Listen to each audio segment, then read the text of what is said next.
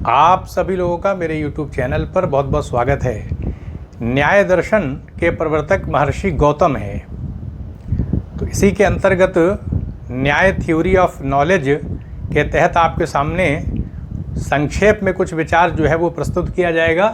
तो ज्ञान का स्वरूप जो न्याय दर्शन में, क्योंकि महर्षि गौतम जो है उन्होंने न्याय सूत्र की रचना किया था, बाद में फिर न्याय दर्शन का विकास हुआ।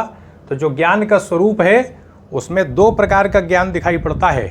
यानी अगर हम देखें तो व्यापक अर्थ में और संकुचित अर्थ में, यानी ज्ञान के संबंध में एक व्यापक दृष्टि है, दूसरी दृष्टि संकुचित दृष्टि है।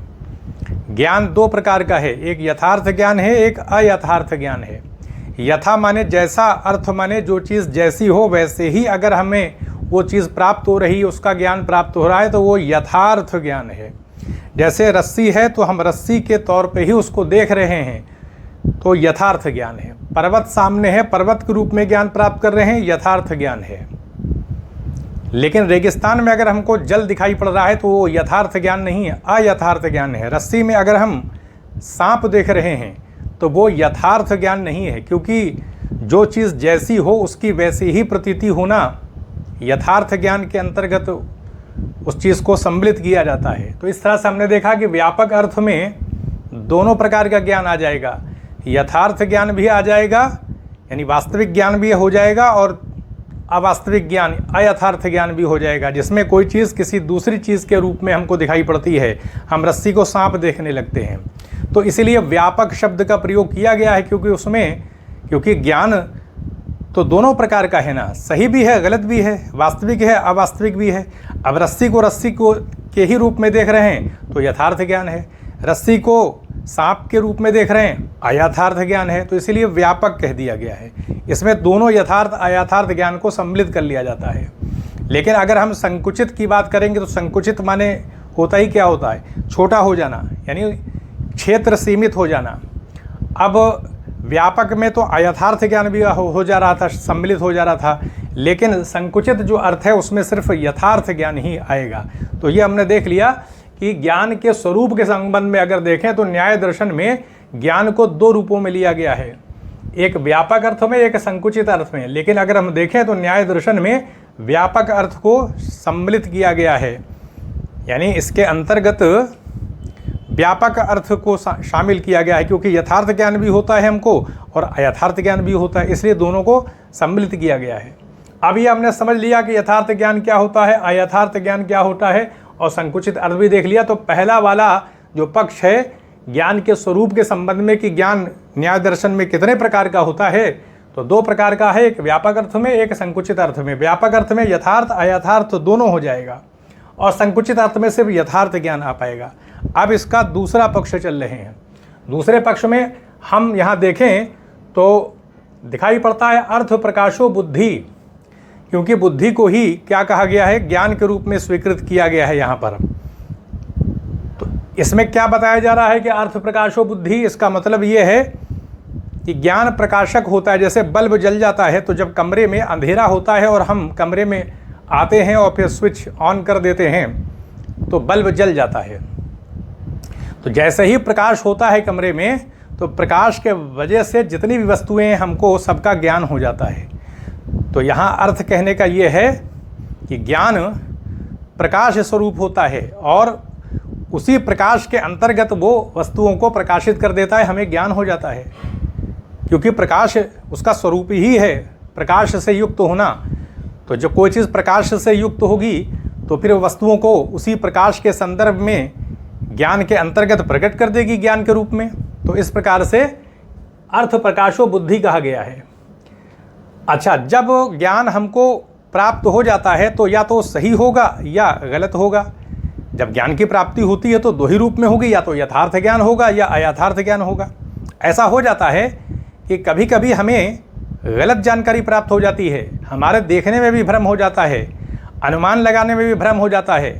हम समाज के अंदर लोगों की मुद्राओं को, चेहरे पे प्रकट होने वाले भावों के आधार पर भी बहुत कुछ अनुमान लगाते रहते हैं, उसमें अंदाज़ा हमारा गलत भी हो जाता है। तो अनुमान के संबंध में जो हमारा जो व्यवहारिक जीवन है, समाज में चल रहा है, तो उसमें जो हम कल्पना करते हैं तो बहुत ऑब्जेक्टिविटी के साथ उसका उपयोग करना चाहिए। अन्यथा कल्पना में क्या होता है कि हम किसी के अंदर के दिल की बात को जान नहीं सकते, उसकी नीयत जिसको कहा जाता है उसको नहीं जान सकते। तो इसलिए कभी कभी हमारी अंडरस्टैंडिंग प्रॉपर नहीं हो पाती है। तो इसलिए वहाँ पर सावधानी की आवश्यकता है, क्योंकि ये सारी बातें न्याय दर्शन में छुपी हुई हैं। यथार्थ अयथार्थ, अयथार्थ से हमारा सामना होता रहता है और यथार्थ से भी होता रहता है। तो इसलिए सही और गलत का ज्ञान, जैसे ही ज्ञान होगा तो या तो सही होगा, गलत होगा और हमारे व्यवहार का आधार होगा। तो इसलिए अर्थ प्रकाशो बुद्धि कह दिया कि ज्ञान जो होता है वो प्रकाश स्वरूप होता है, यानी ज्ञान प्रकाश स्वरूप होता है और वो वस्तुओं को प्रकाशित कर देता है। उसी प्रकाश के संदर्भ में वस्तुओं को हमें ज्ञान करा देता है वो। तो अब तीसरा पक्ष देख लेते हैं। ज्ञान के बारे में बताया गया है, ज्ञान के बारे में कि ज्ञान आत्मा का गुण होता है। आत्मा का गुण होता है, इसका क्या अर्थ है? आत्मा का गुण होने का अर्थ है कि ये प्रमाता यानी जो ज्ञाता होता है उसका गुण होता है। यहाँ पर आत्मा या ज्ञाता एक ही बात है, चाहे हम आत्मा कह लें या ज्ञाता कह लें, क्योंकि बिना ज्ञाता के तो कैसे ज्ञान कैसे प्राप्त होगा। ज्ञान प्राप्त करने का मतलब है ज्ञाता है, ज्ञेय है, और फिर उसी ज्ञेय से ज्ञान पैदा होगा। जब ज्ञाता वस्तुओं के संपर्क में, ज्ञेय के संपर्क में आएगा, यहाँ पर ये ज्ञेय है जो वस्तुएं जिनको जाना जा रहा है, जब ज्ञाता का संपर्क अपनी इंद्रियों के माध्यम से वस्तुओं यानी ज्ञेय पर होगा तो इनका संबंध स्थापित होगा। और जैसे ही संबंध स्थापित होगा तो ज्ञान, क्योंकि प्रकाश स्वरूप होता है, तो उसी प्रकाश के संबंध में वो वस्तुओं को प्रकाशित कर देगा और ज्ञाता को ज्ञान हो जाएगा। इसलिए ज्ञान ज्ञाता का गुण होता है, जानने वाले का गुण होता है। तो ये बताया जा रहा है यहाँ पर, ये आत्मा का गुण है ज्ञान।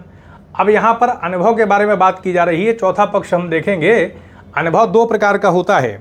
एक यथार्थ अनुभव होता है जो हम प्राप्त कर रहे हैं ज्ञान, जैसी बाहर वस्तु है वैसा ही ज्ञान प्राप्त कर रहे हैं, और एक अयथार्थ अनुभव होता है।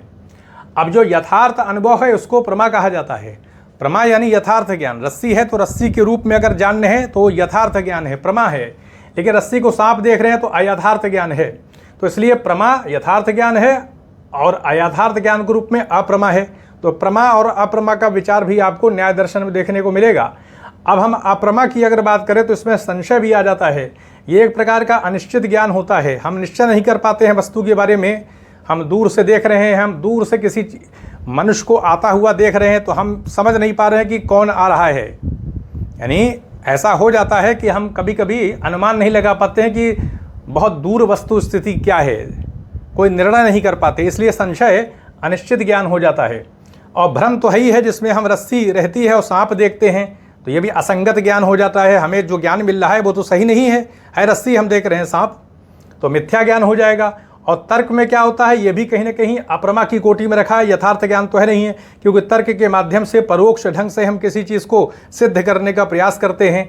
इसलिए ये यथार्थ ज्ञान की कोटि में तो आएगा नहीं, अयथार्थ ज्ञान की उसमें रखेंगे। हमें इसको सिद्ध करना पड़ेगा, परोक्ष ढंग से सिद्धि करनी पड़ेगी।